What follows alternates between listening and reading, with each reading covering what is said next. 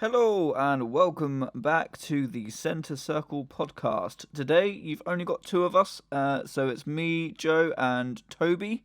Hello, Toby. How are you doing? Yeah, I'm doing well.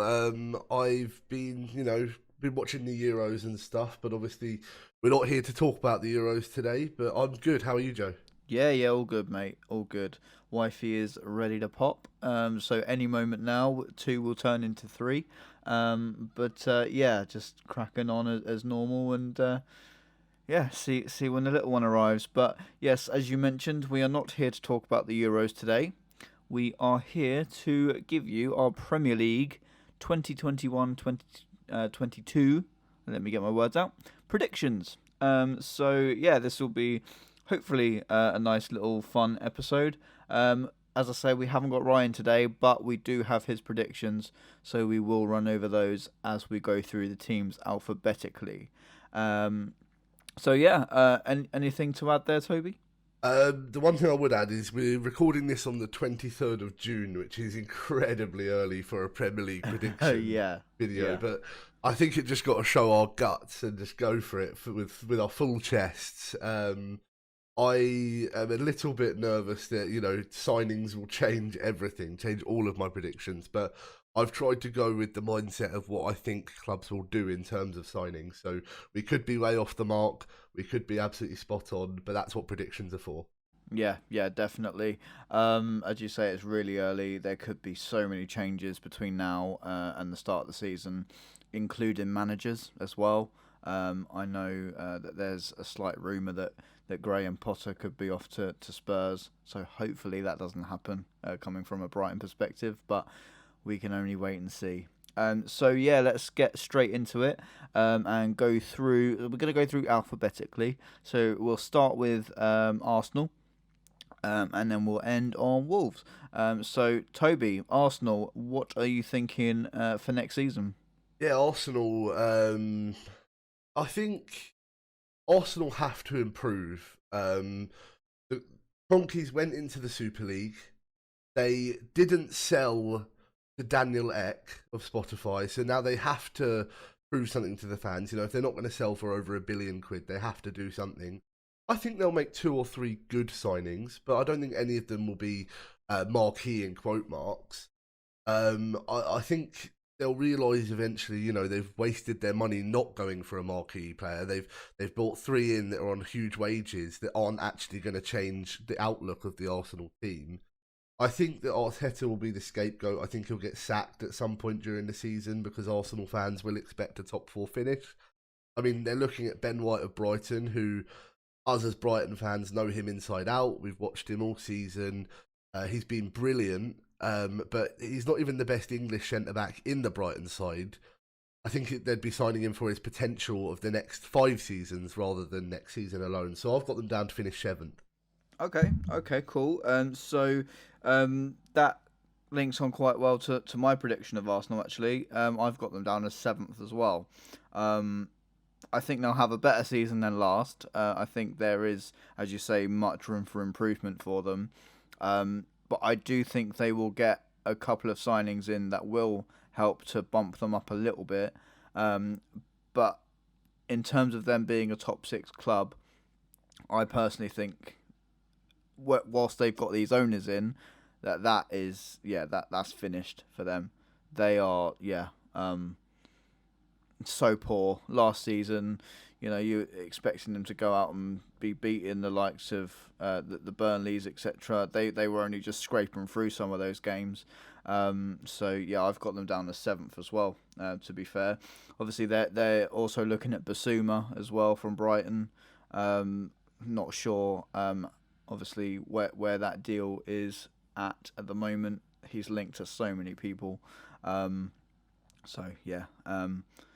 God knows what what happens there with Arsenal. Um, let's have a look at Ryan's prediction. That he's got Arsenal down for ninth. What do you think? I was, I mean, Arsenal were bad, but are they worse than Everton and West Ham? You'd argue West Ham had I don't want to call it a fluke because they were really good last season, but if they're going to have a good season, they normally have a worse season after. I just don't see them. I don't see Everton without Carlo Ancelotti and West Ham replicating their success, finishing above Arsenal. So I think from that, I think I just think Arsenal will finish seventh. I think they're just the seventh best team. Yeah, it goes like that, doesn't it? Because there's so many teams ahead of them, the likes of your Liverpools, your Chelseas, etc. That as much as they do improve, those teams are going to improve as well. So it's a catch-22 for them, really. They've either got to really go big in the transfer market to compete with the likes of City, etc., or settle again for a mediocre, or by their standards, a mediocre finish in the Premier League at seventh, which both of us think that they will. So yeah, Arsenal seventh. That's what you've got. You don't even have to watch for the rest of the season. No, that's it. Arsenal, you finished in seventh. Right, we'll move on next then to Aston Villa. Obviously made a huge signing in Buendia from Norwich. They've got to keep hold of Jack Grealish to have any hopes of bettering their season from last. What do you think? Do you think Jack Grealish is going to move on, or do you think he's going to stay at Villa Park? Well, what I'll start with then is I'll start with my prediction for Aston Villa, so you probably will be quite shocked. I've got them down as 13th. I think they had 13th. Yeah, I think they had a great season. Early on in the season, they beat Liverpool 7-2, which was incredible to think of because Liverpool had just won the league. They were just champions. They're losing 7-2. I can't see them replicating any of that form. I think the Ollie Watkins honeymoon period is over. I think he'll start to be figured out by defenders. I think Jack Grealish is likely to move on, especially at the end of... sorry, one moment. At the end of this Euros campaign. Even if he doesn't, I don't think they have the funds past Buendia to match the spending of the previous 2 seasons that they had improved on. Personally, I just don't see them replicating any sort of form. Okay. I've gone sort of completely opposite to that. I think that they will carry on the form that they showed last season, and I've got them down as finishing 9th. I think they are really, really shrewd in the transfer market.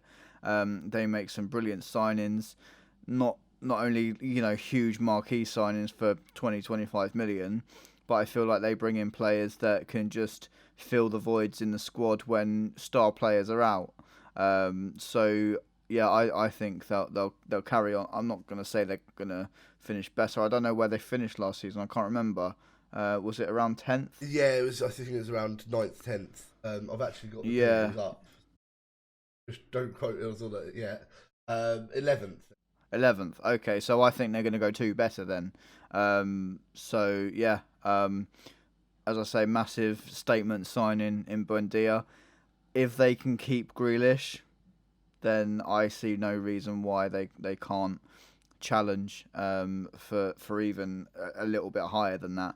Obviously, we're going back maybe 10 years now, 10, 15 years, but when they were challenging for like 5th, 6th, in the Gabby Agbonlahor era, Ashley Young, James Milner, etc.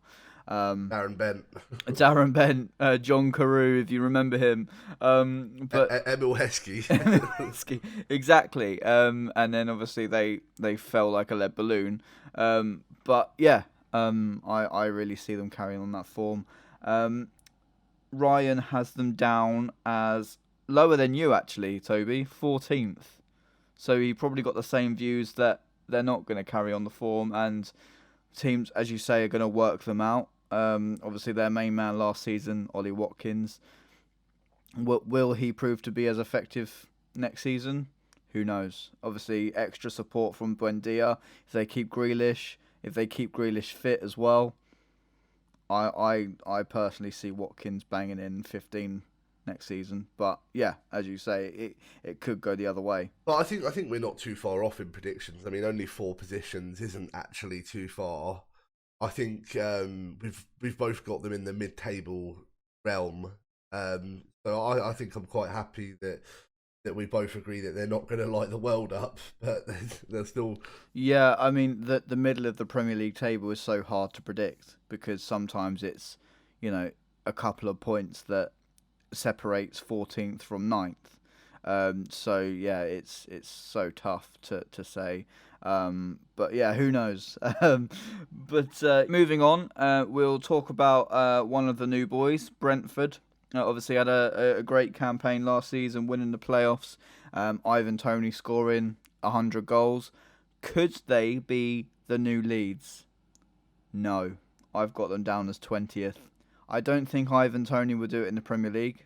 I know that's a bold statement, but you've seen it so many times where Championship strikers have come into the big league and they've been found out. Defenders are too physical for them, and they just fade away.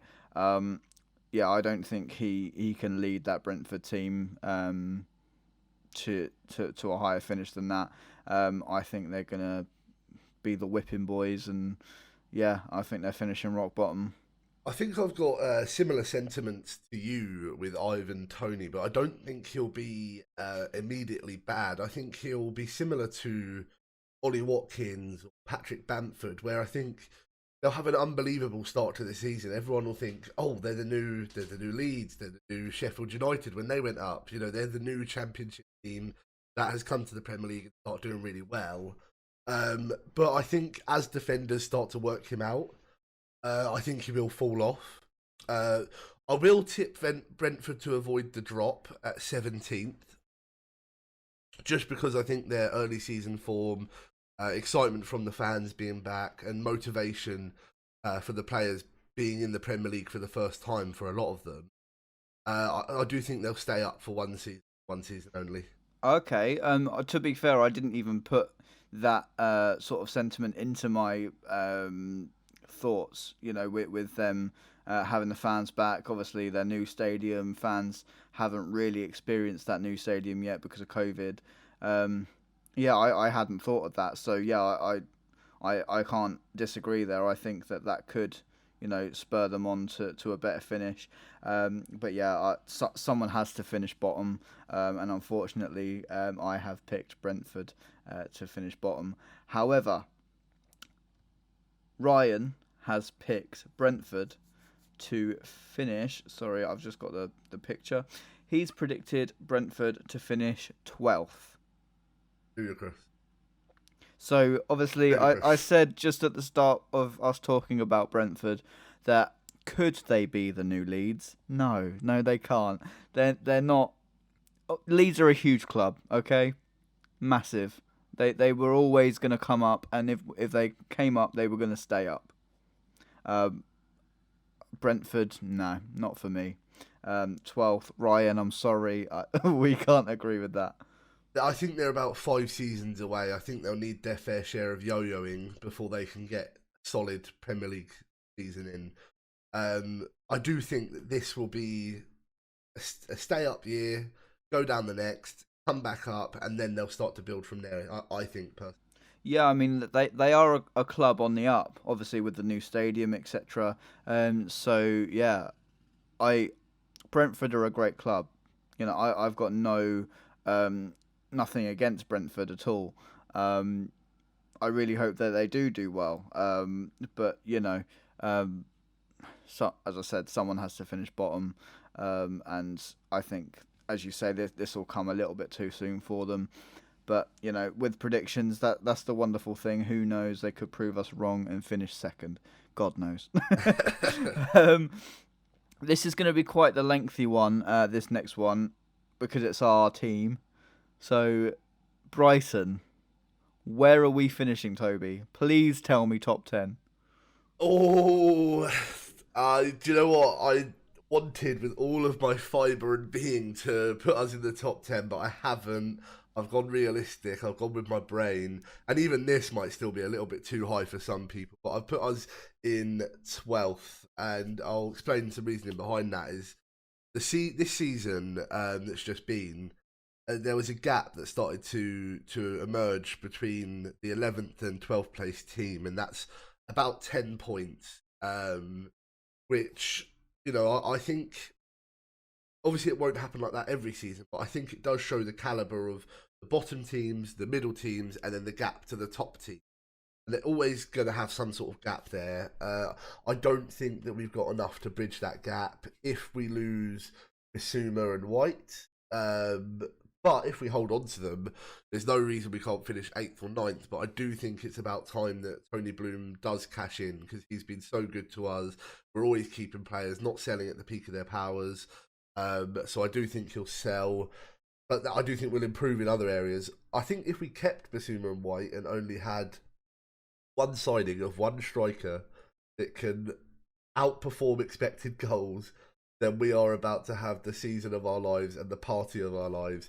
But I do think that the goal scoring situation and the game management situation, I think there will be elements of that will still creep in next season. But 12th, I think it'll be a big improvement. Yeah, I haven't gone dissimilar to that. I've gone for us in 13th. So just one place below your prediction. As you say, I was debating top 10 when I was drafting this table. At one point, I think I did put us 9th, but then I had to do the rest of the table, which is why at the end of the table I'd missed Brighton out because I'd taken them back out again. So yeah, I would love to say that we're finishing top 10, but I just don't see it happening. As you say, Bissouma could be off, White could be off. But then again, Bissouma, if he goes for 40 million, 50 million, that's brilliant profit for us. What did we sign him for? 10? I think less than 10 probably. About that? It's probably 10 million euros or something. Yeah. And obviously Ben White's come through the academy, so whatever we make off of him is huge profit. Talks of him going to Arsenal for 45 million, so that's already 85 million pounds in the bank to reinvest that in the squad. And I personally think that both of those players aren't irreplaceable. Obviously, if Bissouma goes out, we've got Jacob Moder to come in. We haven't even seen Jacob Moder in his preferred position this season, and he's looked absolutely brilliant. I've looked at teams in the past, the likes of your Crystal Palaces, your Burnleys, etc. In the Premier League, they've got a big, powerful midfielder who just bursts forward, no contest. Milivojevic, etc. We're missing that, and I feel like as soon as Moder goes into the middle, he is that for us. When I watched him against City, when I went to the City game at the end of the season, he had players bouncing off of him. They were literally bouncing off of him. Raheem Sterling, Phil Foden, challenging for the ball, couldn't get it. He is a fantastic player, and as I say, as soon as we put him in the middle, who knows how he'll perform. If we keep Bissouma, hopefully we'll have a Moder and Bissouma duo in the middle. But yeah, Ben White for me isn't irreplaceable as well. As you said earlier at the start of the podcast, he's not even the best of our three English centre-backs. We've got Lewis Dunk, Adam Webster, who I don't think will move on. You get 45 million for Ben White. You can bring someone else in who will fill the void, or you've got Joel Veltman, or Leo Ostergaard if he steps up. And Matt Clark as well. He had similar numbers in the Ben White lead season. He had similar numbers to Ben White, and that went under the radar. Yeah, exactly. So we've got such a high caliber of centre backs at our football club that if Ben White leaves, as gutted as I'll be, because I think he's fantastic as a person, as a player, it will be a blow.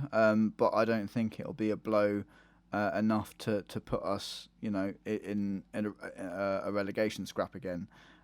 So yeah, we can only hope that if we do sell those big players, that we reinvest it properly. Obviously, get a striker in, maybe get another winger to inject some pace, because I feel like we lacked that last season. we were so slow in transition. So yeah, Yeah, I agree. I think following on from what you said about Moda, yeah, he reminds me a lot of Michael Essien, yeah, which is a weird comparison, I think, because Michael Essien, he's known for his powerful shooting, but we've not seen Moda have a chance to do that yet, and I think he will. I think Moda's gonna have a really good season. So I do agree with you on all of those points, and I think we're very similar in the prediction. I'm happy with that. But yeah, as you said, Ben White, his talent is not irreplaceable, but I think his character is what you're saying. And yeah, I would love to keep him at the club.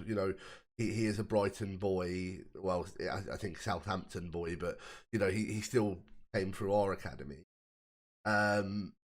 So I would love to keep him on the heart aspect. But if you're thinking about your brain, you could definitely get the money for him and get the same or slightly worse numbers or cheaper. yeah, exactly.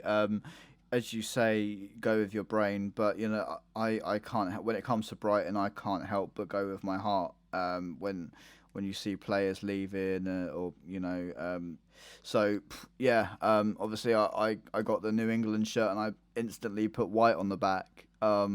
And when I woke up this morning and saw that his deal to Arsenal's almost done, I look at that shirt and I think, oh man, I can't help but be completely heartbroken. But on the other side, we should be so proud that we've pulled this player through our academy. We've sent him out on some loans that have really helped him out. We've established him in the Premier League. He's then got into an England squad. Not only into an England squad, but into a major tournament, and then going on to sign for a club like Arsenal. I think we should be immensely proud of that. Yeah, I agree. Whether he goes or not doesn't mean the be all and end all of Brighton. I'm still going to love Brighton, and to be honest, I wish Ben White well if he does go. Anyway, I think it would be more devastating to lose Lewis Dunk than it is to lose Ben White.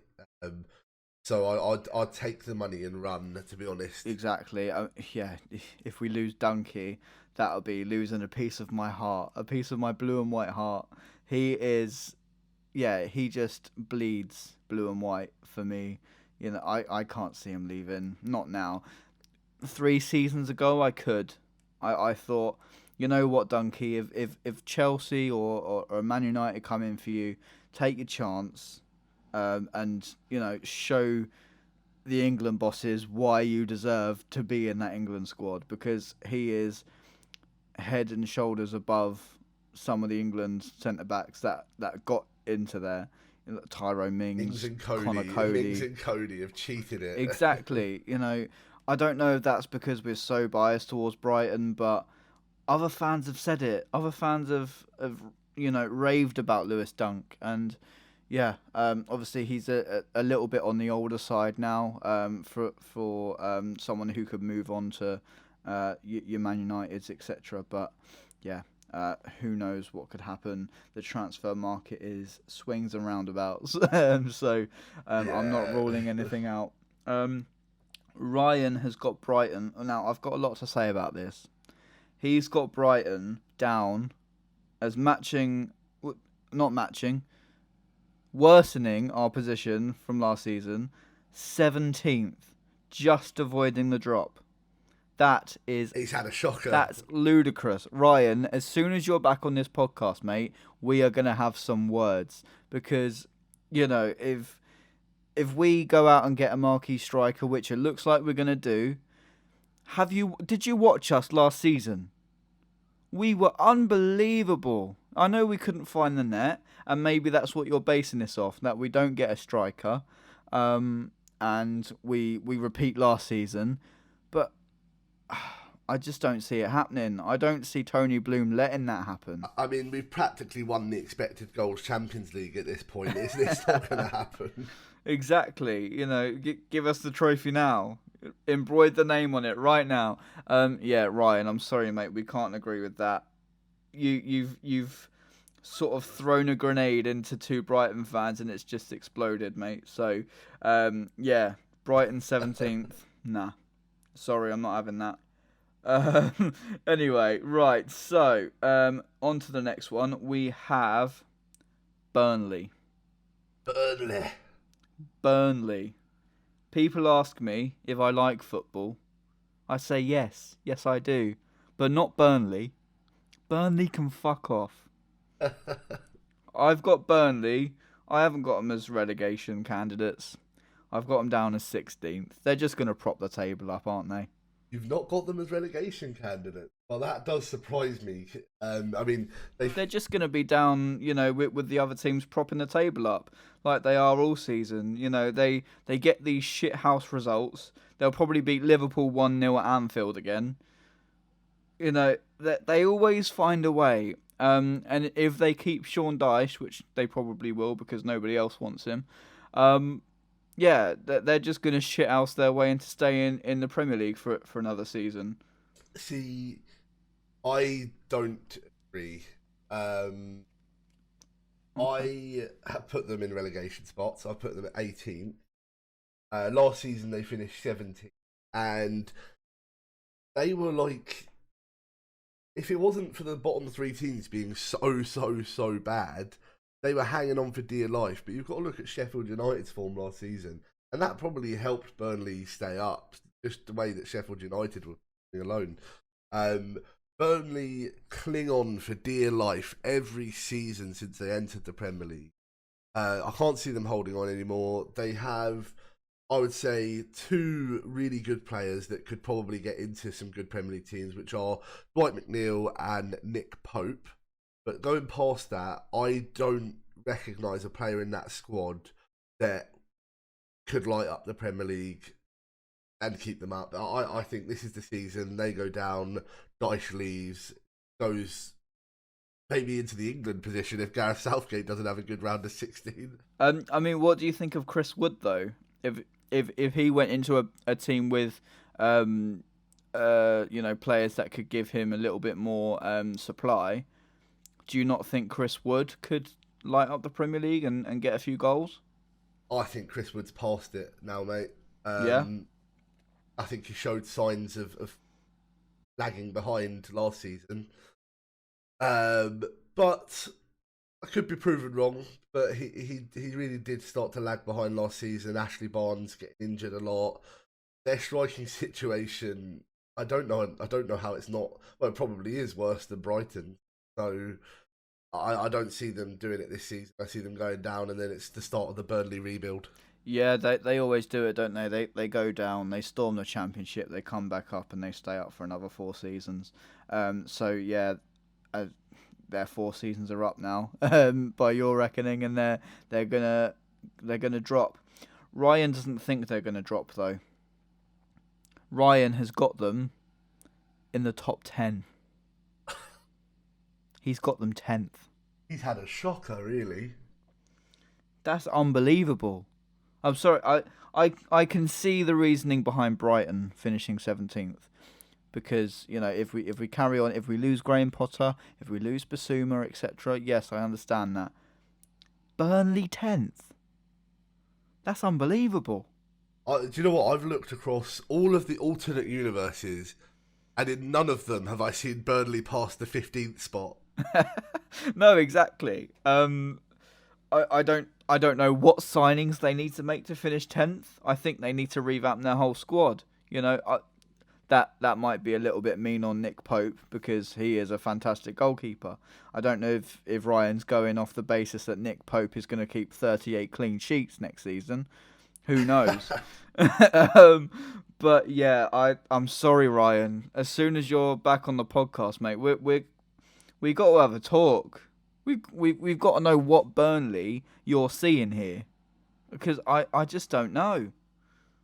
That's Burnley with Ramos on a free and Ronaldo from Juventus. That is. Yeah, exactly. I mean, Ryan left me speechless on the last podcast. He's not even here, and he's left me speechless again. How are you doing that, mate? That's unbelievable. But yeah, I'm not going to dwell on that one because, as I say, we need to have words. We need We need to slap Ryan's wrist for that. Burnley aren't finishing 10th. I'm sorry, Burnley fans, but you're not. Moving on to one of the big boys, who could have a fantastic transfer window if all the rumours are true. Chelsea. Where are they going to finish? I've got Chelsea. I mean, they've already massively improved from under Frank Lampard. I think Thomas Tuchel is going to get Werner back scoring. The success of the Champions League will completely motivate them. I think Mount is going to show shades of Lampard. It's going to be a Chelsea party all the way through the season, but they're going to finish second. Yeah, I've gotten them down as second as well. I think it's going to be a 2-horse race for the title. I won't reveal who I've got in first. You can probably guess, but I won't reveal it. I won't either, and you probably wouldn't guess. No, okay, well, I look forward to that. I can't disagree with Chelsea. I think they've improved hugely. As you say, the Champions League success, that's only going to spur them on and think that they can beat anyone. You know, beating Man City in a huge major final like that.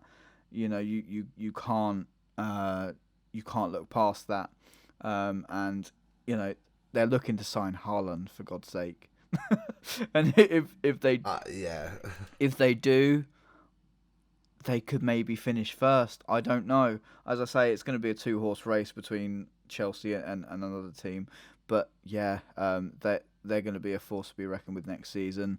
I say that they're going to finish 6th now, probably. You know, just to spite me. It's fine. Funnily enough, though, Ryan's got them down as finishing first. At least we're all close on this one. We are very close, very close. And obviously he might be basing that off the fact that he might think Haaland's a done deal. You know, he's got Burnley in 10th. He could probably put bloody Yeovil Town in 2nd. I don't know. Haaland to Burnley to get him in 10th. Exactly. So yeah, Ryan's got them down as finishing champions, which, yeah, I can see that happening.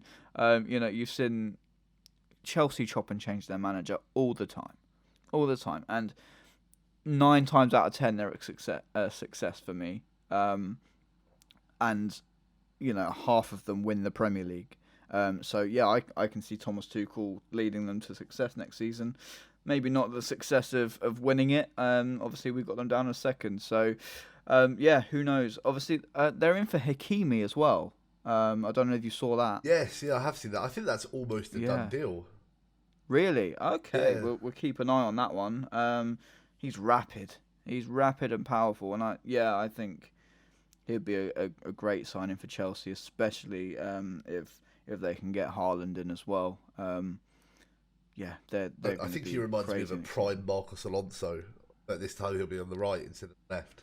Yeah, exactly. And if they can, well, they've obviously got Ben Chilwell on the left. So yeah, their defense is going to be unbelievable. They've still got Thiago Silva, although I think he's aging a little bit now. Azpilicueta, Rudiger, obviously Mendy in goal. That's a solid back five, back six, sorry, including the goalkeeper. Yeah, build the attack in front of them. Mason Mount, Hakimi, Haaland, Ziyech, Pulisic. Yeah, I think. And you've not even named Werner. Not even named Werner, but can I name Werner as a danger? Havertz. How did I miss Havertz? Right, we're going to move on to our rivals, Crystal Palace. I'm not going to say much because I don't want to start a rift on social media. So I'm just going to say the position. I don't really want to talk about them, Toby. 19th. They're going down. Oh, do you know what? I had it in my gut. You know, with Hodgson leaving, I had it in my gut to put them in relegation zone, but they're one of those annoying teams that don't go away. It's like the fly in your room; they're just constantly there. You can't reach it with the swatter. No, I think I wanted to back them for relegation so badly, but I put them 16th. I think they'll keep Zaha, which will be important as much as I hate him. I think they'll have a shaky start to the season as they find their feet with a new manager and find their feet with adjusting in general. Because I think it'll be a whole different system that they play. Because Hodgson is unlike anyone else. But I think that shaky start to the season ultimately cost them a good finishing position. But I don't back them for relegation. Okay. Do you remember a couple of seasons ago when I think they started the season and they didn't get a point in their first 8 games or something crazy? They were rock bottom, 0 points. Somehow they finished above us. They just continue to do it. They just finish above us every season. And yeah, I think it's time that we better them. I can't take it anymore, Toby. I just want to finish above Palace. That's it. I don't care if we're 17th and they're 18th. I don't care as long as we finish above them. Um, I think we will. I think we will. And the season you're referring to was under De Boer. was it? But even their own social media manager got the wrong De Boer brother Ouch. on the picture. So Ouch. Ryan's got them down as 19th as well. So I think it could be a case that I didn't base it solely off the fact that I don't like them. My prediction. I based it off of the fact that obviously Hodgson's gone. I think they've got like 10 players out of contract. Obviously, whether they sign them players up again, who knows? Zaha has submitted his 400th transfer request. Um, so yeah, I've just based it off the fact that I don't think they're going to keep the squad together. Hodgson's gone. I think he was the main factor that was keeping them together. Obviously Hodgson loves Palace. He's got so many connections to them, so I think he was doing it for the fans and keeping them in the Premier League for another year. Yeah, I think we could see them fall this season. I'm not even going to say so. I said sorry to Brentford fans. I'm not saying sorry to the Palace fans. Sorry. I agree. I think it'll be a worse season for them. I think they'll be worse than us this season. I wasn't too far away from putting them in the relegation zone, so I think we're very similar. You just know that somehow at the Amex they're going to get some shithouse result. Like last season, what were we? 84 shots, 68 on target, bloody 400% possession. They win 2-1. How does that happen? They're 2 shots on target. I don't like thinking about it because I remember all the emotions. Yeah, I'm getting slight PTSD, but so let's move swiftly on and talk about Everton. Obviously, they had a fantastic start to last season under Ancelotti. They had James Rodriguez. They were a breath of fresh air, and then they dropped off. What happened to Everton? And now look at them. Are they still managerless? They are still managerless as far as I'm aware. I think they are on the cusp of Rafa Benitez. Okay, that could be a good appointment. I think it'll be a good appointment. I don't think it's as good as Ancelotti. I don't think Benitez gets the players fighting for the badge as much as Ancelotti. I think Rafa Benitez is, we always sing to him that he's a fat Spanish waiter, but he really is as boring as one when it comes to the way his Newcastle side played football. Yeah, I have to admit, when he was at Liverpool and Chelsea, I wasn't as much of a football fan as I am now, so I never watched probably a full game of his when he was in charge of Liverpool. This is assuming that he is going to Everton. I would put them down to finish 10th. I think DCL will score less, Dominic Calvert-Lewin. I think the team cohesion will drop compared to what it was at the start of last season. There's something special playing under a manager like Ancelotti, which they won't get again for a couple of seasons. But maybe they'll come together in that loss and try and prove that he was wrong for leaving. But I don't see it happening. I've got them down as 10. Yeah, just going back to what you said about Ancelotti getting them to fight more for the badge. Personally, I don't think that is overly accurate. Because only because of the fact that as soon as the next big thing comes along for Ancelotti, he's off. He's gone. It seems to me that he doesn't really like a challenge. Obviously, he got off to a flying start last season. He was probably thinking, yeah, okay, I've got this team ticking. We're going to finish fifth, or even in the Champions League spaces. And then they dropped off. At the end of the season, he's gone, nah, no thanks, I'm off. I personally think that Benitez knows the Premier League more than Ancelotti does, and can come in and with a better team than his Newcastle team, can probably lead them to a finish of 8th. I've got them down as. So yeah, I think they're a team that sort of float around that area every season. You don't know if they're going to finish Europa League. They always tend to drop off towards the end. Yeah, I've got them down as 8th. Yeah, no, I can see what you're saying with the not fighting for the badge part. I think Ancelotti doesn't fight for the badge, but I think he makes his players do that, or at least fight for him to make him look good. But he does do something to get the team ticking. So, I've never seen Everton fly into tackles and sprint as much as they did under him. So he must have done something right. Yeah. But again, we're not too far off in our predictions, so I can't be mad and tell you that you're absolutely wrong, because I think that both close. Yeah, definitely. Ryan's got them finishing a couple of places above myself. He's got them down as finishing 6th, which, yeah, is a Europa League space. Do they have the team to finish 6th? I think there's at least 7 teams better off than them going into next season, especially with the improvements that some teams are going to make. I don't see Spurs and Arsenal sort of letting that happen.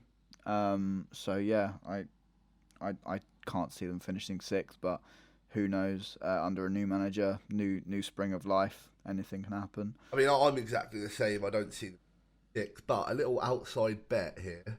What if Rafa Benitez with the Spanish link can bring Ramos on a free to Everton?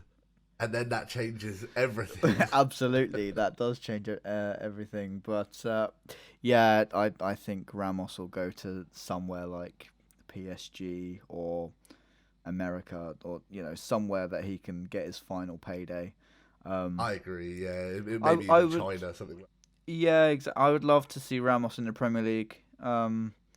They got a huge coup last season in James Rodriguez. Was that only a loan? Was that a loan? I think it was a loan. It might even be a 2-year loan, though. Okay. So yeah, obviously a huge coup for James Rodriguez to sign. I would never have thought that James Rodriguez would sign for Everton.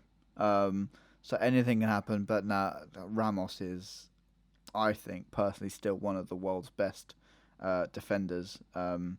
So yeah, I can see him going somewhere like PSG. I think he'll still want to compete in the Champions League. Maybe win a final Champions League somewhere. If he comes to England, I see him going to the likes of, your Man Uniteds or your Cities. So yeah, that could be interesting, seeing where Ramos goes. I think he's got 3 more good years. Sorry. Yeah. 3 more good years. Maybe 2. Obviously, his fitness levels are ridiculous. He's like the Ronaldo defender. He just keeps his level peak every single season. You write him off and he'll come back, and he takes penalties for his teams, doesn't he? He's crazy. Yeah, he can do. Yeah. Yeah, he's crazy. So yeah, we're just gonna move on to Leeds United. Obviously, massive season last season. Their first season back in the Premier League. I thought they'd done fantastically well. I know a lot of fans of other teams don't really like Leeds, but I'm going to stand up and say what a season they had. They're just so exciting to watch, aren't they, Toby? Oh, they are. I mean, Bielsa gets those energy levels ridiculously high. I think probably half of their training is just a treadmill at max speed. To which I just can't understand how they can keep their energy level. even sometimes when watch like Brighton or even Liverpool play, they can't keep that sort of energy level up the whole game. So he must be feeding them a lot of Weetabix for breakfast. But I'll let you go with your prediction first because I don't back them as much as you do this season.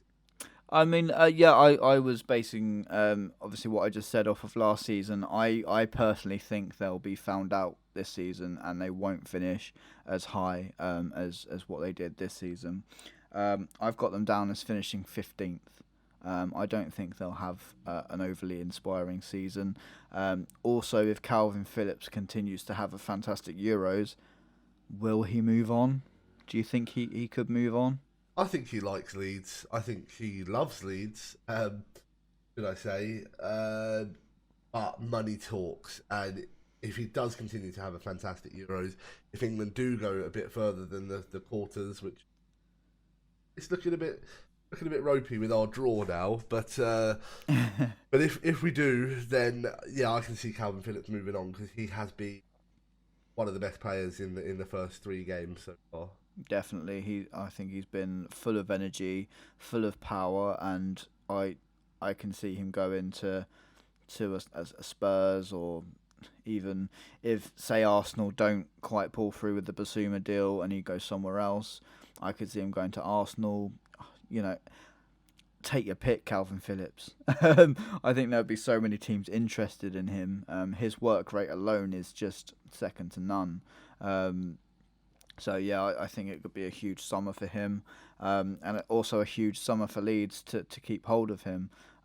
So yeah, I think if they don't keep hold of him, I've got them down as finishing 15th. Well, whether or not Calvin Phillips stays has been irrelevant to my choice, but I've also got Leeds in 15th. Spot on again. Okay. I think they had a brilliant honeymoon season, as they call it. I don't think they'll keep their energy levels up again. I think that must have absolutely killed the players. I think there's probably players like Jack Harrison that when they did start to fall off towards the end of the season, they were probably thinking, damn, I probably had a shot at England if I didn't fall off. And so maybe they'll try and save themselves a little bit and save themselves from injuries a little bit. I think a lot of them will probably be looking at bigger clubs, as you say about Calvin Phillips. Whether or not I think that will happen this season is relevant. These are 15th. I think their first season in the Premier League was also a bit of a show to say thank you for the fans for sticking with us for so long in the Championship. We've not been promoted in ages, but that was the best they're going to get. Go back down again eventually. Wow, so you backed them to go down in the near future? Yeah. I don't see them staying in the Prem for too long. I think that unless they really improve their facility, but I just don't see them as like an attractive club to be at. They're a big club, but I don't think it's attractive or trendy or modern. I think that a lot of their fans and stadium and facilities are all a little bit in the past, which modern footballers will not look at and appreciate. Yeah, I can't bring myself to disagree with that, but I do think that they are a mainstay in the Premier League for the next decade or so. Whether they fall off, I don't know. Whether they improve their stadium, improve their facilities, it's all based on that, as you say. But I do think that they are a big enough club now. Now they've got back into the Premier League, and especially on the back of last season, if they can continue that, I think that they are here to stay. So Ryan thinks the same as well, that he's got Leeds down as 11th. So he thinks that they'll probably repeat last season's performances, and you struggle to disagree with that if they keep the energy levels up. What do you think about Ryan's prediction? Yeah, I think it's not out the realms of possibility. I think, to be honest, it's hard to place Leeds. They could be anywhere from 7th to 20th next season, which is just a ridiculous window of opportunity. Yeah. But I've gone with the conservative approach that they won't be able to keep energy levels and that some of their players might move on. Yeah, no, it definitely makes sense. Jack Harrison, I think he's on loan from Manchester City, is he? Or is he on loan? Oh, I So thought he was. yeah, I think he was on loan. Um, whether that deal's been made permanent, I don't know. So yeah, he could even go back to City. I So mean, that shows yeah, my knowledge of him, but I think he was early season looking yeah, like a contender for this England squad. yeah, definitely. He's a fantastic player. He's got some real flair about him. So yeah, I think obviously if Pep sees any potential there, he'll probably keep hold of him and bring him through like a Phil Foden. Not quite to the ability of Phil Foden, I must add. But yeah, no, depends what happens. I'm not overly sure if it is a loan. Don't quote me on it. But I think I've seen that, and I'm basing that off of FIFA when I done my Man City career mode. I think I saw Jack Harrison. Okay, I'm happy to back it for the sake of the podcast. let's back it anyway. We'll move on to the FA Cup winners. What a wonderful story that was. Leicester City. Obviously, they won the Premier League in the last few years, going on to win the FA Cup as well. Are they a force now in English football, Toby? They are a force. They're not a Champions League force this season. I've got them down as finishing fifth. I think they are going to miss out on the Champions League. That's no fault of their own. I think it's solely due to other top teams improving more than they can at the moment. Um, I know Leicester have lined up 3 signings, and that is Patson Daka from Red Bull Salzburg, Odsonne Edouard from Celtic, and I think a midfielder called Sumari from the Ligue 1. I'm not sure what club. I think there are also rumours of Coutinho, which would be a good signing, but I think he's fallen off a lot, and I'm not sure if that's Barcelona, but when he comes back to the Premier, he might do it again. But I think that they will improve themselves. No, they will feel we've improved. I don't think their position. I think that they will finish fifth. Yeah, I can't disagree with that. I've also got them down as fifth. It's like we've almost done the same table here, Toby. Are you sure you haven't like hacked into my phone and taken my predictions? No, yeah, I think they're finishing fifth based on the fact that they're going to be in Europe. I think they'll have a few too many games to focus on. If they go far in Europe, obviously they'll probably be focusing on that to win the Europa League. Towards the end of the season, I can see them probably falling off. I can see them having a good start. I can see them flirting around third and fourth. But yeah, I think they're going to fall off. I think they're going to focus on Europe. It's just based on the fact that they're just going to have too many games, I think. So yeah, obviously a huge story there with the chairman, etc., and the chairman's son taking over. It's absolutely fantastic to see, and you can't begrudge Leicester City of being successful. They are just a breath of fresh air, especially in the midst of all the Super League stuff. It's so nice to see a foreign, very rich owner sticking to the morals of the football club that he's purchased. And yeah, the togetherness there is just unbelievable. So yeah, I really hope that they do have a fantastic season. I don't think they'll be too disappointed finishing fifth if they go on to win the Europa League or get into the final of the Europa League. Ryan has got them down as finishing fifth as well. So there you go. Sign still delivered. Liverpool, Leicester, you're finishing fifth. Don't bother watching this. Exactly. Exactly. So yeah, I think that's yeah, it's nailed on to happen not now. much more to say. Yeah, I'm going down the bookies and I'm putting a tenner on Leicester finishing fifth. So right, we'll move on to some of the big boys now. We'll talk about Liverpool. Obviously, last season they were defending their championship. And they didn't defend it all too well, Toby. Oh no, it was. can you even muster up the courage to call that a title defence? It was, No. I mean, just after Christmas, I think we were looking at them thinking, will they even get top four? Brought it back at the end, ended up finishing third. I'm going to say that this season they're going to be worse and finish fourth. And that is only because, again, I think that other teams around them will improve more than they can. I've always thought of Liverpool under Klopp as being a plucky side. They're constantly, again, like Leeds, full of energy. I just don't think that Klopp has the power to make any meaningful signings to that team. They've just lost Wijnaldum. I don't think that they can replace him at the moment. If they do replace him, I think it's someone worse than him or someone for the future, potentially Zuma. But I could be proven wrong if Liverpool make one marquee signing. I could be proven wrong. Yeah, I've got them down as finishing third. So I think that's repeating their last season's finish. I think they were very, very lucky to even have a chance at the top four, let alone to get into the top four at the end of last season. They just seemed to be cursed last season.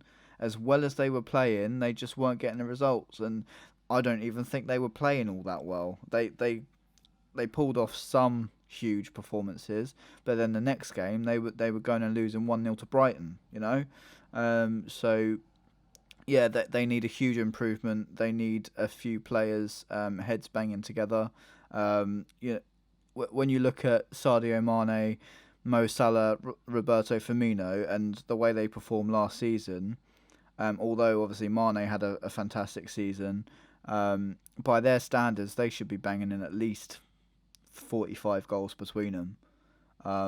And they just weren't doing it last season. They weren't clicking. I don't know if they were trying too hard or maybe got a little bit too comfortable. I don't know. Maybe they've been found out. Maybe they've been found out, exactly. I think they need a couple more big signings for the front line to really shake things up at Liverpool. Obviously, they've got Diogo Jota. Whether he shakes it up enough, I don't know.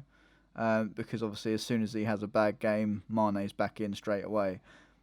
Yeah, none of those front three are threatened. None of their positions are in any doubt. They're always, if they're fit, they're the first name on the team sheet. And I think that they know that, and I think that they don't have to worry about their performance as much because of that. I would like to see them sign a striker that is known for scoring, because then I think Liverpool would be a dangerous, dangerous side, because Firmino is known to be an assister. But if Liverpool had someone like Kane who scores and assists all over the shop, they would be scoring thousands of goals. It's crazy. Yeah, breaking records left, right, and centre. I agree there. Behind Firmino, you've got Origi. Can he do it? No, I don't think so. I think he can come on and make an impact, but I don't think he can lead a line. You've got Shaqiri behind Salah. That's just a huge gap in calibre of player there, and obviously I can't discredit Diogo Jota. I think he's a fantastic player and has made a difference to Liverpool. I think if it wasn't for Jota last season, they would have been in a little bit more trouble. The likes of Firmino or Mane getting injured, and then who do you bring in if they don't have him? I think he makes a huge difference when called upon. But as I say, he's not good enough to come in and replace a player like Sadio Mane. That's why I've got them down as finishing third. So Ryan has actually got them finishing second. So that's obviously a massive improvement on last season, especially if they do it convincingly, if they finish second.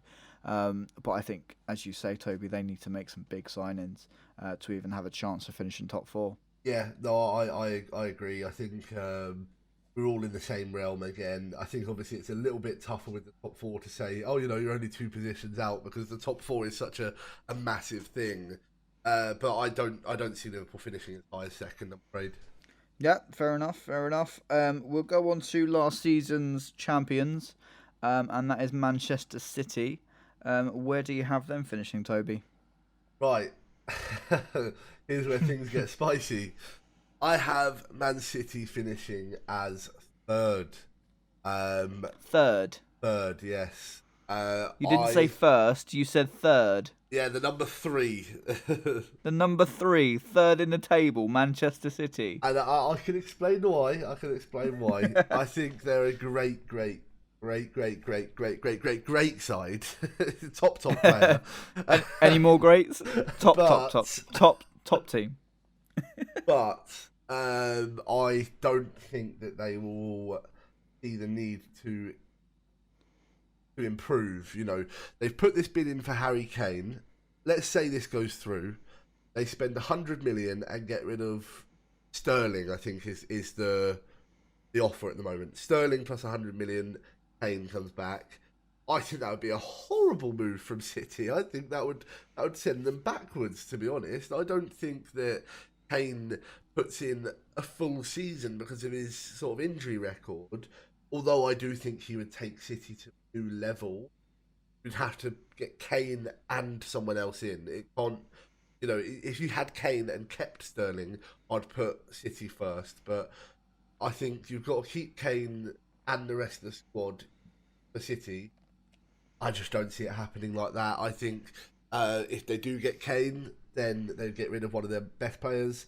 If they don't get Kane, then again they stay far behind the people that I have in top 2. We've already spoken about Chelsea in second. You have to stay tuned to see who's first. The ominous first place. Oh, you've got it down as Wolves as first, haven't you? What have you done? Well, let's wait and see. Pep and Co will still be searching for Champions League glory. I don't think that they'll be worried about the Premier League. I think they'll be like, okay, we missed out. We were so close. Let's go again. Champions League only. Full squads in the Champions League only. Premier League is for the second squad. Okay, fair enough. Yeah, obviously they are searching for that ominous first Champions League.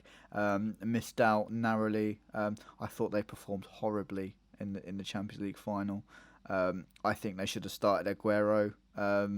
To give him his last little hurrah. I think if you need goals, you bring on Sergio Aguero, or you start him. Obviously, if this deal for Harry Kane goes through, and for me, I really hope that Manchester City can keep their best players together. And if they do bring in Harry Kane, that they don't have to use someone as a scapegoat and say, right, yeah, we've got Kane, you're out because we need it financially. Man City's finances won't even be scarred from that Harry Kane deal, I don't think. If they can keep hold of all of their players, whether someone like, I don't know, a Bernardo Silva moves on, I think Bernardo Silva, his gap in the squad can be filled with Phil Foden, Ferran Torres, De Bruyne. Obviously, if they keep Sterling, they've got Kane, Mahrez. I think they've got some incredible talent at Manchester City, and I've got them finishing as champions again, especially if that Kane deal goes through. And if he keeps fit as well. He has to have a full season where he keeps fit, because if Harry Kane has a full season, he's bagging 35 goals.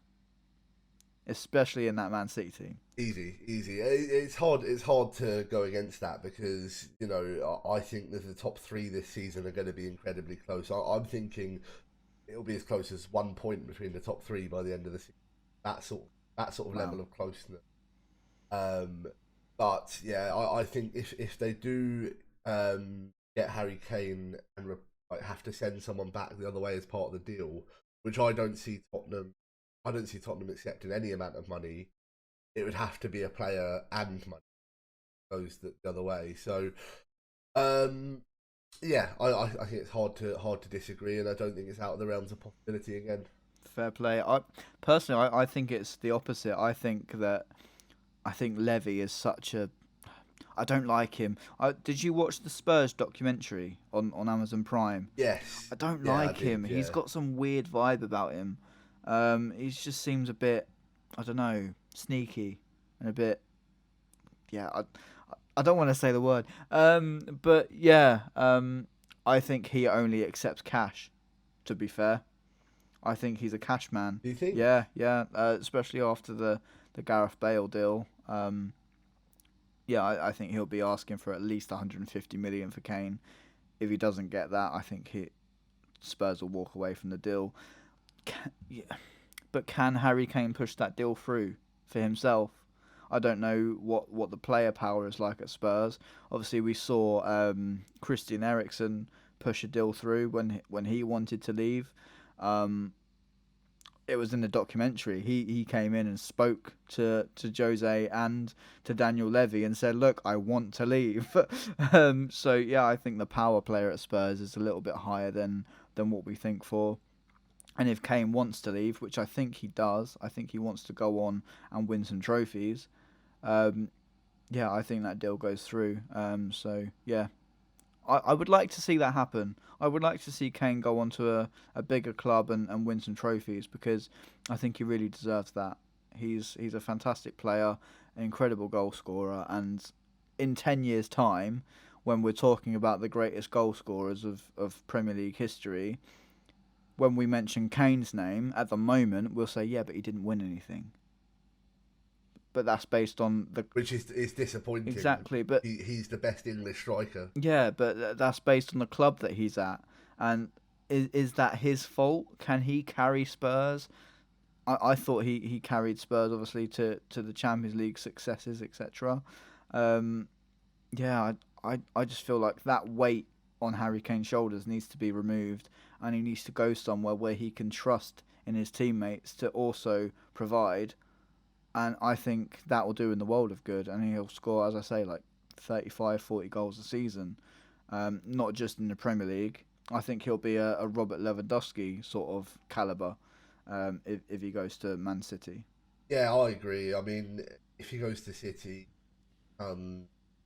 the all-time Premier League top goal scorer, he breaks Alan Shearer's record. Whether or not he's at Man City or not, he breaks Wayne Rooney's England record. I think when we look back at Harry Kane, I want to look back at him and say, without a shadow of a doubt, he was the best English striker that has ever existed or will ever exist. And there's nothing anyone else can say or do about it. But at the moment, as you say, people can say, actually, he didn't win a trophy. Alan Shearer did. Yeah. Yeah. So I'd love to see it. I'd love to see it. Yeah, exactly. I feel like he deserves that as well. A fantastic player, fantastic leader. Ryan's also got Manchester City as finishing third as well, just to mention that. So probably agrees with you, the fact that obviously if Kane comes in and a player goes out, will they have... This seems crazy for me to say this, but will Manchester City have the depth to fill any gaps? I think, Manchester City have so much depth. But will that be depth enough to have them finish champions, especially with other teams around them improving and getting a little bit more depth? Just moving on then to the other side of Manchester, Manchester United. Toby, are these your ominous champions? Told you to wait for it. Has it been worth it? Yes, they are. They are in line for first position, I think. And I hate Filthy Red. I hate them. But they have improved year on year on year. They look to be the most improved side, in my opinion. They're looking to sign Sancho. If they do get... there's talks of them signing Varane, but with Ramos going on a free, I think they'll look to Ramos, and that'll guarantee them some instant success. Maybe not for the future, but I think it's Man United's time to be back on the top of the table. Ollie's had question marks around his name for ages now. I think this is the time that the project comes together. I think he's practically been co-managed by Sir Alex Ferguson anyway, and I think this is going to be it. This is going to be the season. Rashford firing on all cylinders with Sancho supporting him, and I think this is really going to be it. Yeah, I watched, just going onto your Rashford point now, I watched an interview with Rio Ferdinand on his YouTube channel, and he said something about Rashford not being fully fit at the moment, and for the tail end of last season, and he made a really good point of that Rashford if he is, if he isn't fully fit, and his agent's pushing him to play games at 80%, I think he should go and speak to the likes of Michael Owen, who carried on at 70% or 60%, and say, or just ask some advice, because if we had a Michael Owen that didn't have any injuries, we would be talking about the greatest English goalscorer of all time, in my opinion.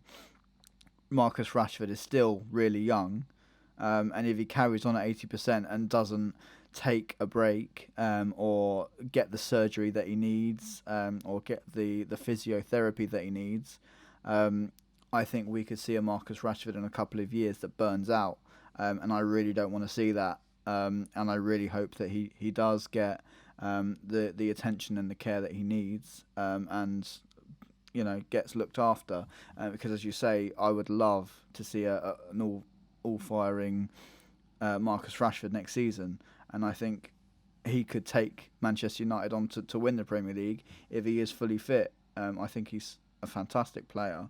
I've got them down as 4th. So yeah, I don't see them pulling off the Sancho deal, personally. I don't see them signing many marquee players. And yeah, I think there's going to be 3 teams better than them. I have a question with regards to Man United. Should they have stuck with Lukaku? No. No, I don't think they should. No? You look at it in hindsight and you say, wow, he's had a great season at Inter Milan. He could have done that at United.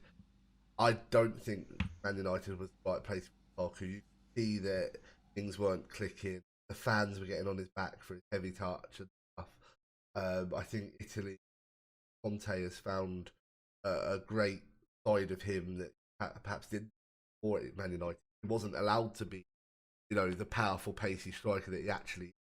You see him at Inter Milan, and he's playing off the back of the defender's shoulder, and he's actually getting the service required for that. Whereas I think Man United were quite a crossing team at the time that Lukaku was. I recall a game against Burnley where it finished 0-0, and they must have done about 50 crosses because they had Zlatan Ibrahimovic, Lukaku, and I think it was the record amount of crosses in a game or something. No, I don't think they should have kept Lukaku. And I think one name that we haven't mentioned as well as part of this prediction is Bruno Fernandes, who, again, I think will go on to have another brilliant penalties or not. The guy can edge of the box, in the box, anywhere. He's going to score, going to assist you.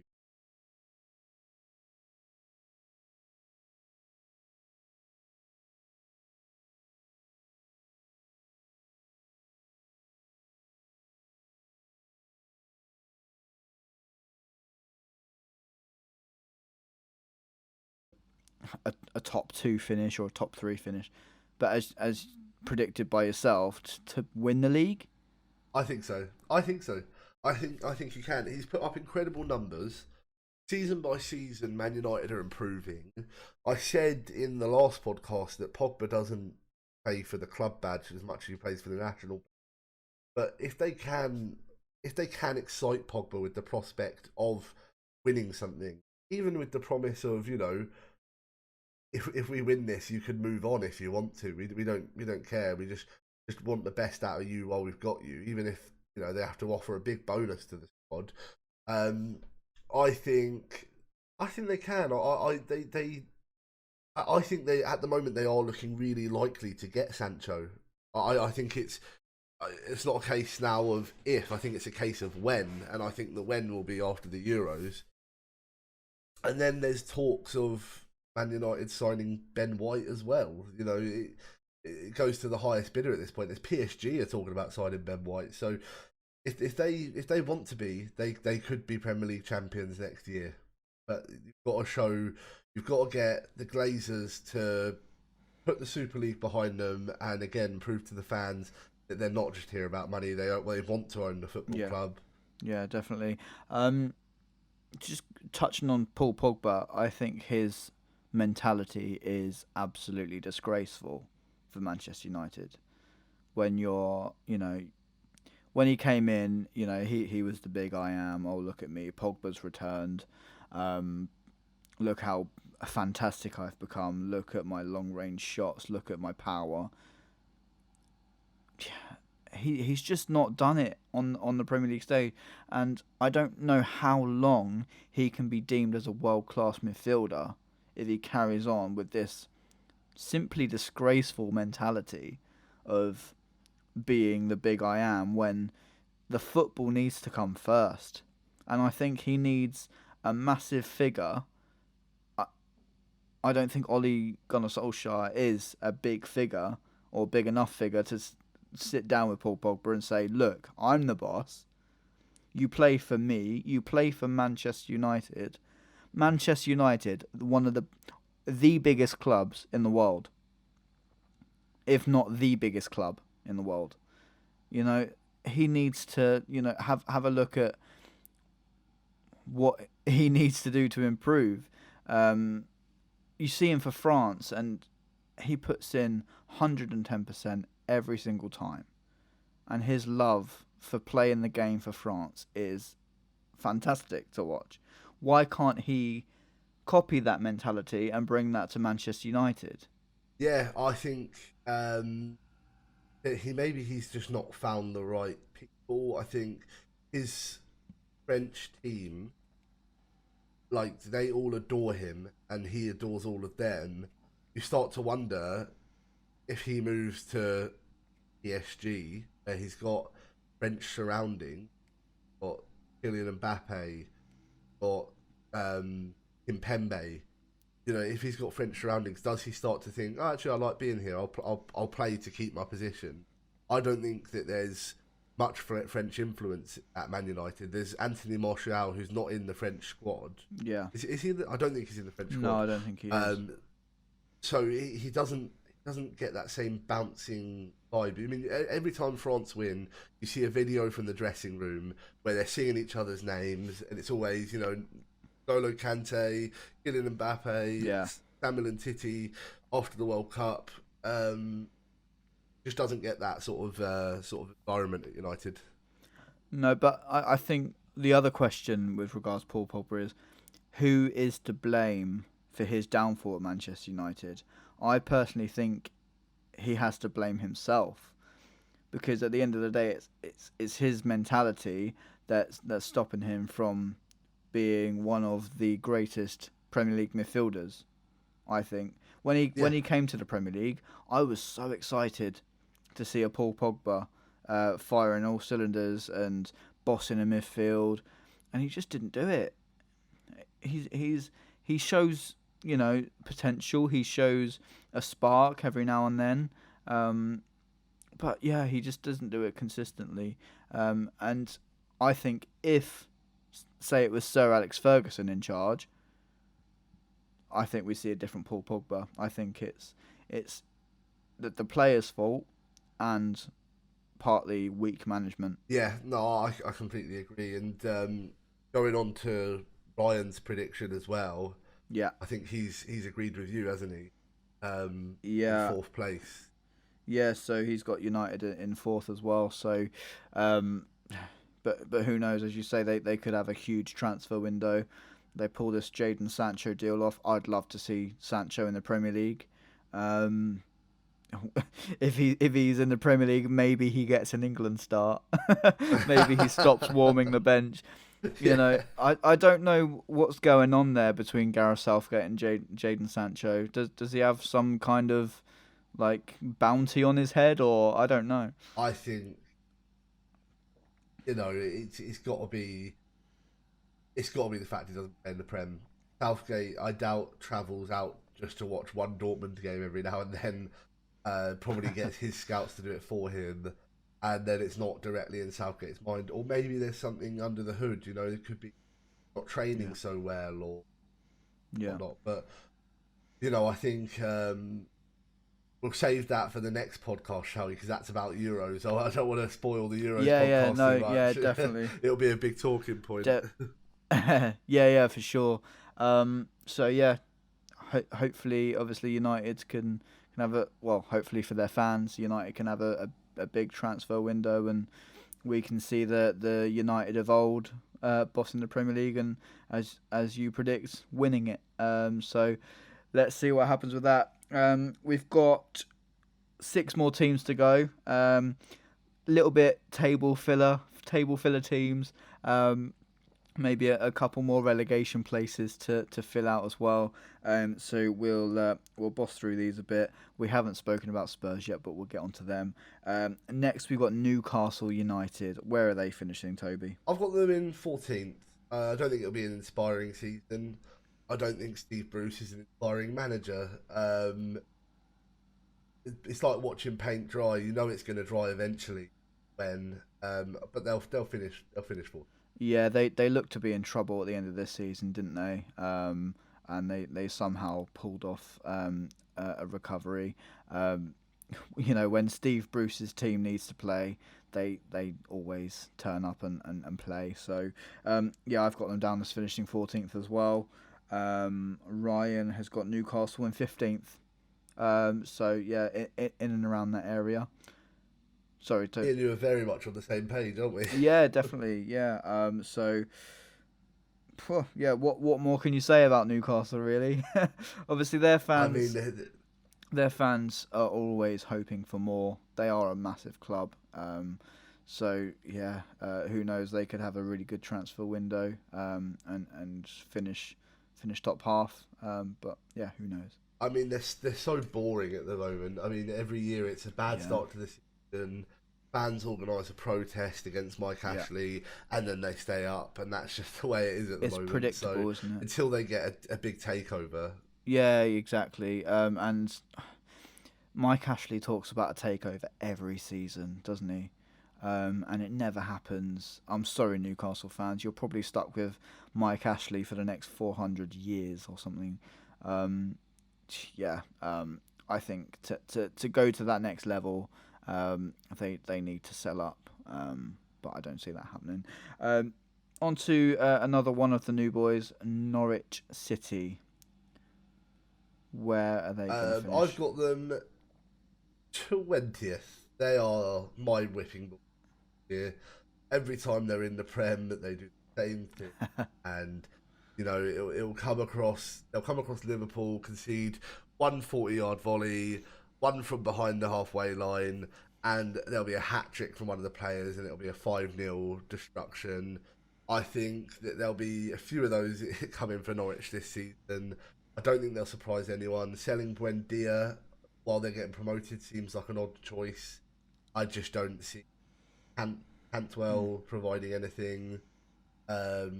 He looked like he had sparks last time he was in the Premier League. I think it'll be the same. I think it was sparks, but nothing really going. They're finishing 20th. Okay, fair enough. Obviously, they've still got Timu Puki, who lit the Premier League up last time they were in the Premier League, but they still went down. I don't think Timu Puki does it again for Norwich. I don't think he scores 10 goals this season.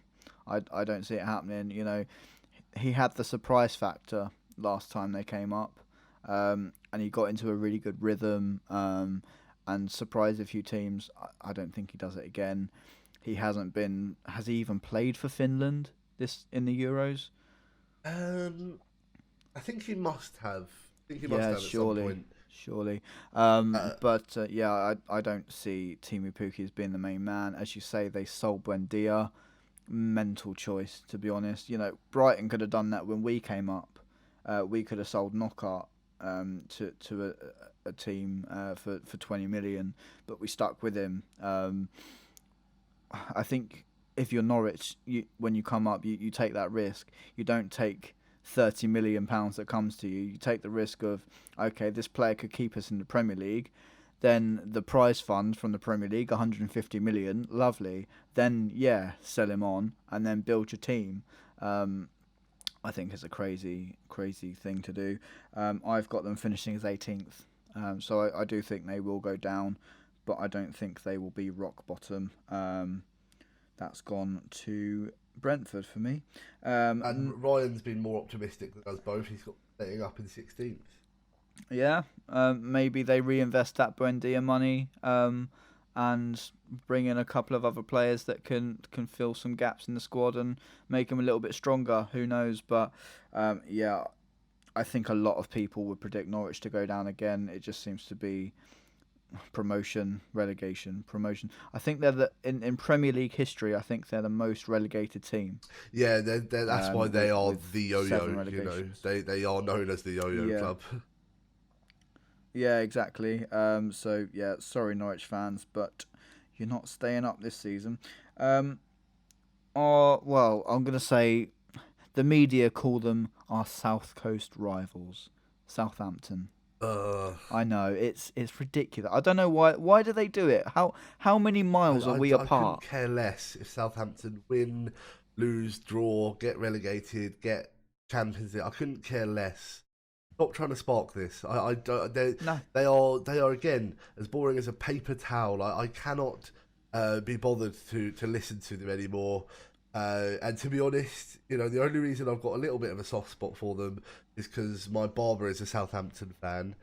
So, you know, I like to talk to him football, and he tells me all about them. So, but I've got them down as actually improving this season. I think they'll finish 11th. I think Che Adams didn't get all of the season last season because he was behind Ings. But Yeah. I think that if both of them are getting equal playing time, I think we'll start to see them colliding really well and bouncing goals in off each other. Yeah. Okay. Fair enough. Yeah. Toby, you've hacked into my phone. I swear. How many predictions have we got the same? Southampton, I've got 11th.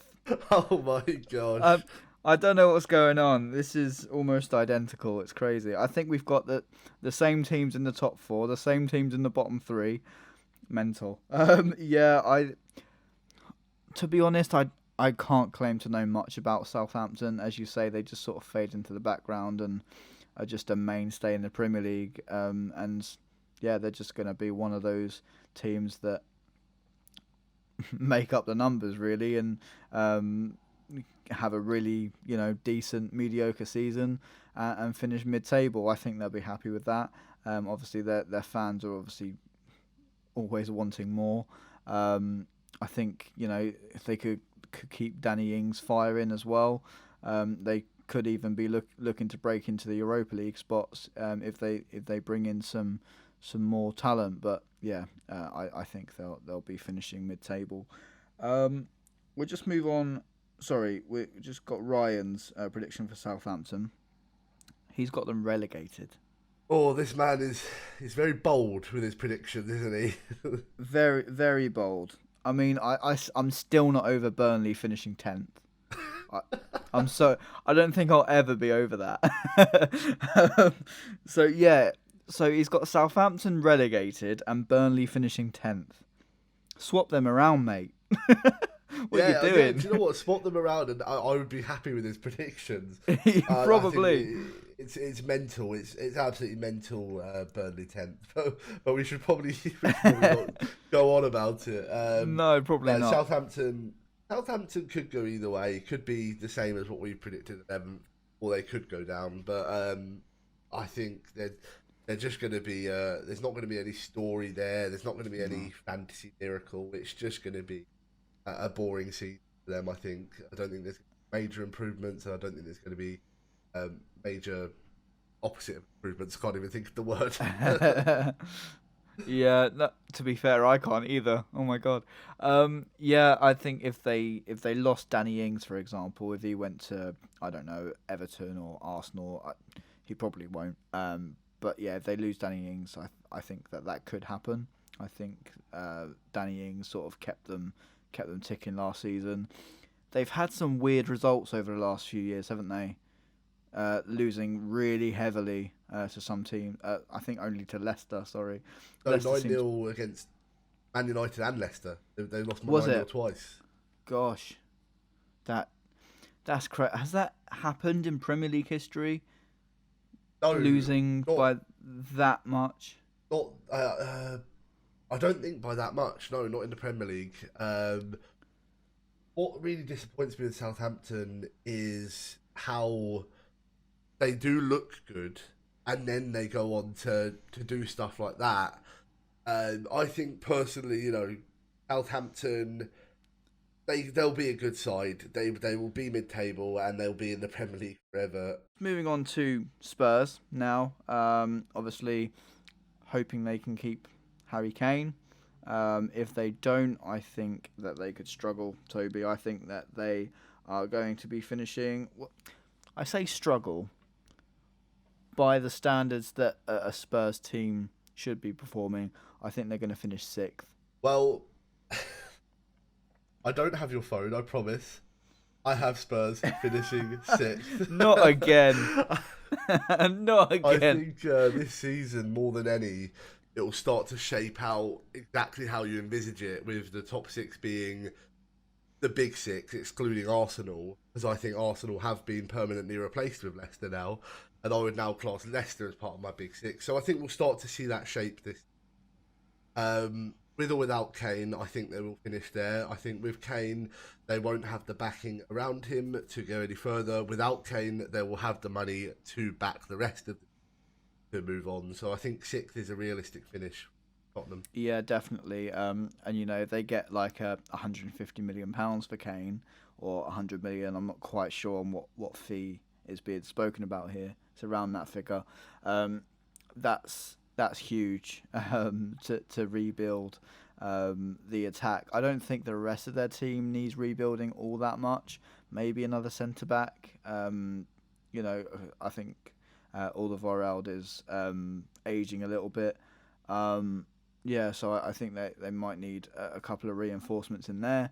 But yeah, if they bring in another marquee striker, probably not quite the quality that Kane is. I think they'll still have a decent enough season to be finishing in that top 6 realm.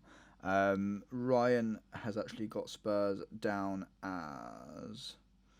I'm so sorry, my phone has just chucked me 8th. out. He's got them in 8th. He's got them in 8th. Okay, so a couple of positions lower, probably thinking that they won't invest the Kane money all that well. Again, he thinks that Everton and West Ham will finish above Spurs, which I just cannot see tough. Everton getting back to an Ancelotti era, and I cannot see West Ham recapturing their form from last season. I think that would just be based on the fact that Spurs would just have an absolute stinker and not invest the money properly. You saw it with the Gareth Bale transfer. I think they brought in 8 players with that money. Where are those 8 players now? Exactly. Where are those 8 players now? I think the only one remaining is Lamela. Obviously, correct me in the comments if I'm wrong, but yeah, I think the only one remaining there is Lamela. So, and he's not. He turns up when he needs to. But he's not the answer. Was Sissoko? Was he a signing when Bale left? Because he got him from Newcastle. I think it might have been around the same time. Gosh, I'm not sure. I think he was a couple of seasons after. Was he? Yeah, I remember. Maybe a season after. It was a similar time, and it reminds me of that Tottenham era when everyone used to dislike Sissoko, and then he came good for Tottenham.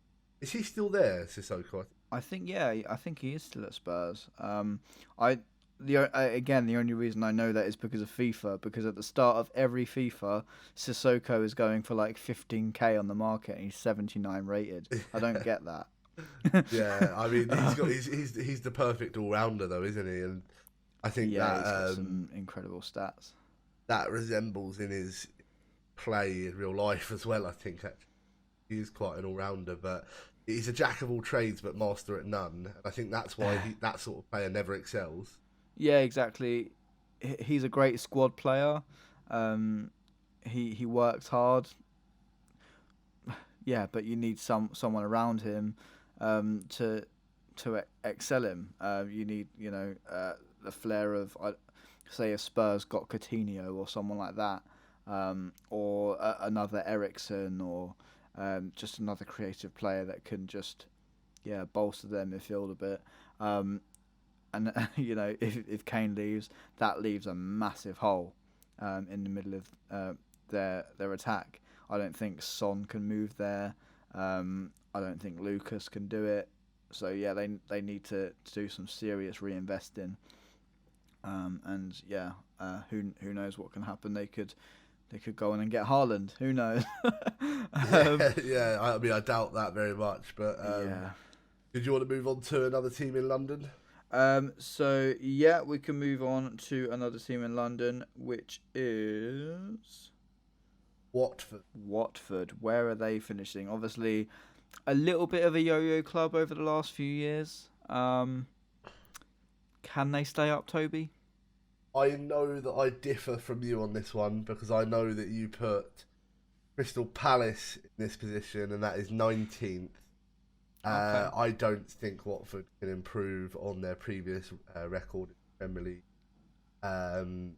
I don't think that they've got anyone of incredible note to say that person is a Premier League proven player that is going to come and make the Premier League look like his bitch. No, they're going back down for me. Okay, fair enough. I've got them only just surviving in 17th. But I think it's going to be really close. I think that they are going to be threatened with relegation. But I think there's 3 teams worse than them. I think Brighton have been quite lucky over the last few years that there's been 3 teams worse than us in order to not go down. I think if it was any other season, we could have been in trouble. I think Watford will get that luck this year and just go a little bit better than their relegation counterparts and stay up maybe just by goal difference or a couple of points. But yeah, as you say, they haven't really got much Premier League prowess in their team. Whether they can have a good window and bring some in, I don't know. But yeah, they're going to struggle, but just survive the drop for me. And what's Ryan got them down as? Ryan has got them at 20th position. 20th, All the way at propping the up the bottom. whole table. Okay, fair enough. It's likely. I can't lie. I couldn't. You know what? I could have swapped Norwich and Watford, like part for part. I think that when I think about Watford and Norwich, I just think they're the same team. To be honest, they're both just so boring. So no, there's never. I mean, when Norwich were last in the Premier League, they were a little bit excited. They had Cantwell, Buendia, but you know, Mr. Jake Humphreys just wound me up that whole season with his comments. So let's just I'll insult them back and just say these two are completely interchangeable. You could put them anywhere in the table, like anywhere in the bottom 3, and it wouldn't matter because that's where they're both ending up. Yeah, fair play. I think that's the same for my bottom 4, to be fair. I could have put any of them in those positions. But I think Watford will just do enough to stay up. But as you say, it could go either way. The luck of the draw, goal difference, not luck of the draw, but you know what I mean, like luck of results going their way, etc. But yeah, I think goal difference will be huge this season. So who knows? But yeah, we'll just sort of finish up with our last couple of teams. We're staying in London and we're going to go across to the east, West Ham. Where are they finishing? Yep, I've got them as, and it might be the same as you because I don't think you've said this position yet. I've got them as 8th. Okay. I've got Everton in 8th. I've got West Ham as... Oh, okay, you had said it. I've got West Ham as 10th. So not all that different. But yeah, we're probably thinking the same thing then, Toby. Obviously, I don't think they're going to go as well as last season. They had a really fantastic season. Obviously, Jesse Lingard helping massively in the second half, scoring a few and getting a few assists as well. I don't think they bring Jesse Lingard in, to be honest. I think he'll go somewhere else. I think he stays at United. Stays at United? I think he stays at United. I think Wow. Ollie said during the season that he was really happy with Lingard's form. And there's no reason, with the way he was playing for West Ham, there's no reason that he can't be an understudy to Bruno Fernandes. Yeah. I think even if he plays on the left or right, Jesse, Yeah. as an understudy to anyone, he does a good job, I think. And why he was ever out of that United team, I can't remember. But I remember him having a good FA Cup final against Palace, Yeah. and he was really kicking on at United, and then fell out of favour for some. I still can't remember why. Yeah, he fell out of favour, and then I think quite a lot happened in his personal life, which he hasn't obviously gone into detail for obviously very good reasons. But I think he's obviously now in a much better place. We saw him obviously get selected for the England provisional squad, which was a massive boost for him. I've seen him all over the England socials, getting behind the lads and really getting back to the Jesse Lingard that everyone loves. He's so full of energy and so full of life that any team with a happy, firing Jesse Lingard is a lucky team, because he feels like for me that in a squad he becomes everyone's best friend, and he's just got that character about him that you just can't dislike him. I'm really happy for him that he's come through obviously that really rough patch in his life and is really enjoying his football again. There's that age-old joke with Jesse Lingard that he's still young, he's so promising. Obviously he's on the late stages of 20 now, isn't he? So I would just love to see him do well, and even still fulfill that potential that he showed, because he deserves it and he works hard. He's a great lad. Obviously we had him at Brighton.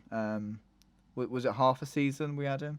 I think it was half a season, because I think he spent the first half of the season on loan at Birmingham, if I remember rightly, where he scored 4 goals.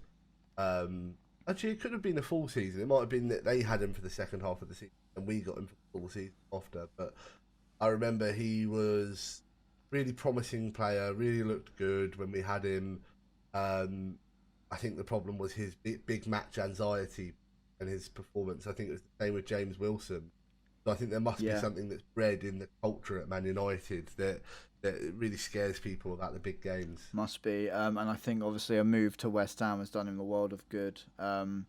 It's a huge job, sort of dragging West Ham along on your shoulders, because their fans' expectations is so high. Obviously they've got the new stadium. They expect to be one of the biggest clubs in the country. Even though they've been flirting with relegation a few seasons ago. They've been in the Championship in the last 10, 11 years. God, no, must be about 12 years now. What is it? Well, it's 10 years since the Amex, and they were in the Championship when we went up, weren't they? Not when we went up. When we went up from League One. Yeah, they were in the... When we went up from League... yeah, because I remember losing 6-0 towards the end of the 6-1. That was it. I remember that as well. Vaz Tê, when he scored in the playoffs. Vaz Tê hat trick. Yeah, Vaz Tê scored in the playoffs that sent West Ham up. I think it was that season. So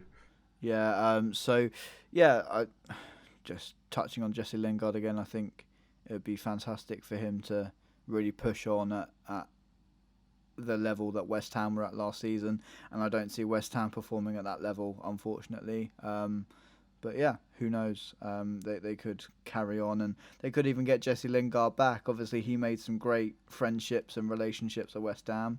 That if he is out of favour at Man United, we could possibly see another loan deal. So yeah, that's why I put West Ham in 8th, because I think that there will be return of Jesse Lingard.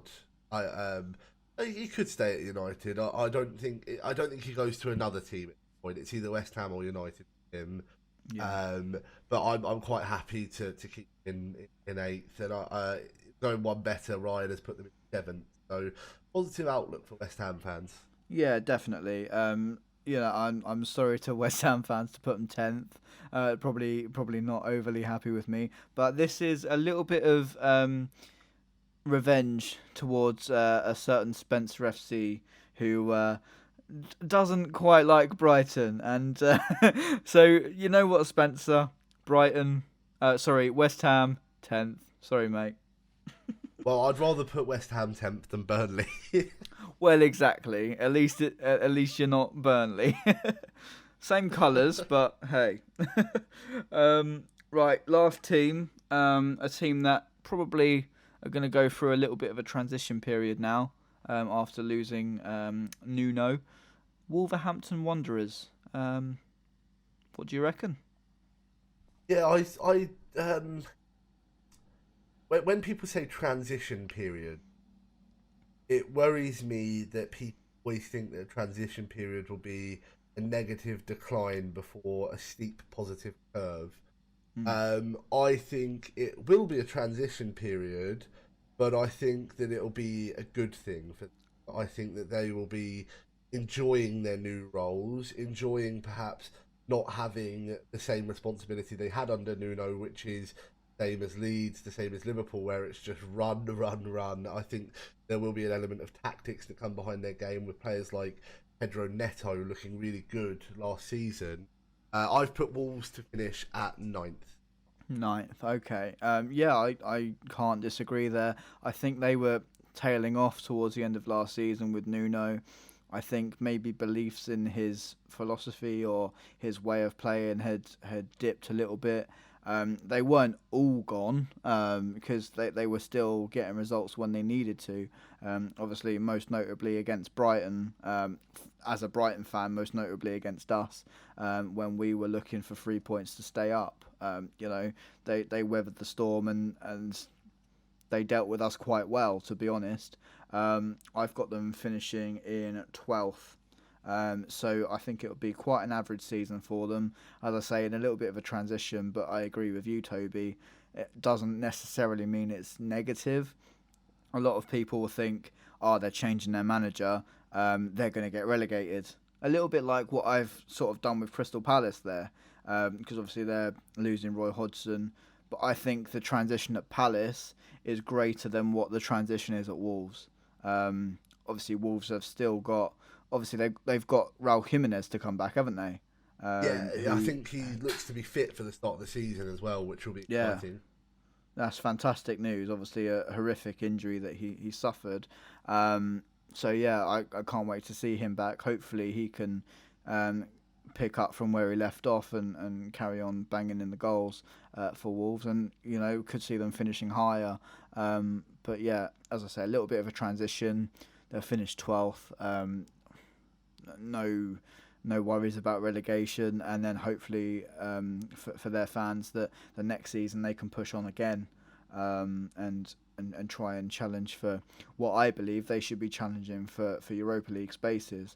I've been so impressed with Wolves over the last few years, especially with this little Portuguese sort of feel to their team. I'd love to see them do well. I remember a few seasons ago, quite a few seasons ago, like ages. Do you remember when we were pushing for the playoffs and they got relegated? Yes. Do you remember that? We beat them 2-0 towards the end of the season. I was sat in the East Stand for that game near their fans. And their fans were absolutely phenomenal. They knew they were going down. They were clapping us for getting to the playoffs. I just thought they were absolutely fantastic. And I've got a friend at the Amex who's a steward. He's a Wolves fan. And we're always chatting football and wishing each other's teams well. So, a little bit of a soft spot for Wolves. Hopefully they can go a couple better than what I've predicted. But someone's got to fill in the gaps, and they're coming 12th for me. Well, I was the most optimistic out of the three of us. Ryan's got Wolves down in 13th, which, I mean, he's not here to back any of his predictions up because we would have already grilled him for hours about Burnley, but I think we're all this podcast would have been about 4 hours long, mate. Well, I think we're all, again, I keep saying it, the realms of possibility. I think we're all in the realms of possibility for Wolves. So I think it's hard not to see them in that mid-table bunch. Yeah, definitely. That obviously rounds up our predictions for the next Premier League season. Really quick fire question, Toby. You've got to think on your feet for this one. Top goal scorer. Top goal scorer, Kane. Yeah, I agree. Especially if he goes to Man City. You know, if De Bruyne is feeding Kane, that spells trouble for all other 19 clubs in this league, including our precious little Brighton. Yeah, yeah. Um, I was actually so thinking for another podcast closer to the Premier League starting, we should go through individual accolades closer to the season. Because if by then we know that Tottenham kept Kane, I might change my answer. Do you know what I mean? So yeah, closer definitely. to the season, I think we should go through each individual accolade. Yeah. So top goal scorer, player of the season, young player of the season, etc. Yeah. So we'll save that one for a later date, shall we? Yeah, definitely. And obviously, the Ballon d'Or going to Lewis Dunk, the Golden Glove going to Robert Sanchez. It's all gonna happen, mate. You don't have to say that one. You don't have to say it. It's just written in football folklore that Lewis Dunk is the greatest player of all time. But yeah, we move on. But yeah, no, nice one, Yes, mate. no, I appreciate what we've done today, to be honest, because we've both been very similar in our predictions, so we're on the same wavelength. Yeah, spot on, mate. Except for Burnley finishing 10th. I have to say it again. Ryan, mate, have a look at your predictions. Come back to the podcast in, I don't know when you're free, next week, couple of weeks' time, and just think about what you've done, okay? That's going to be the title. Burnley finishing 10th, question mark. Yeah, we're going to get so many clicks from that. Actually, we should be thanking Ryan for this. Right, yeah, no, cheers, mate. That's been fantastic. Obviously, I hope you guys have enjoyed. There's currently a siren going on outside my house. Sorry if you can hear that. I'll get it in a minute then. Yeah, probably. Yeah, no, it's been really enjoyable. Obviously, leave all of your predictions in the comments. At us on Twitter. Tell Ryan he's deluded for predicting Burnley 10th. And yeah, we'll see you next time for hopefully a little bit of a positive episode leading up to the round of 16. So yeah, take care, guys. And Toby, cheers, mate. Goodbye, everyone. Bye-bye.